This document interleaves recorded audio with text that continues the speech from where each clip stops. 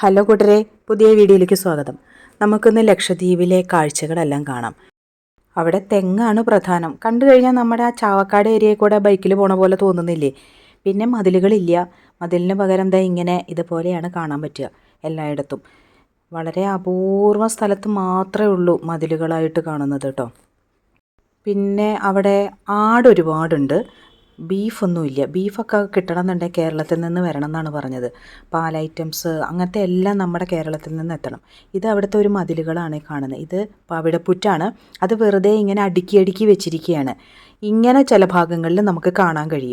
പിന്നെ രാത്രി ആയിക്കഴിഞ്ഞാൽ ജനങ്ങൾ, സ്ത്രീകൾ എല്ലാവരും കടൽ തീരത്ത് പോയി കിടന്നാണ് ഉറങ്ങണത്.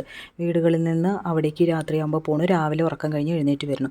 പിന്നെ എനിക്ക് തോന്നിയത് അവരുടെ ഒരു സത്യസന്ധതയാണ്. ഞാൻ കയാക്കിങ് അങ്ങനത്തെ കാര്യങ്ങൾക്ക് വേണ്ടിയിട്ട് മൊബൈൽ കരയിൽ വെച്ചിട്ട് അങ്ങോട്ട് പോയത്.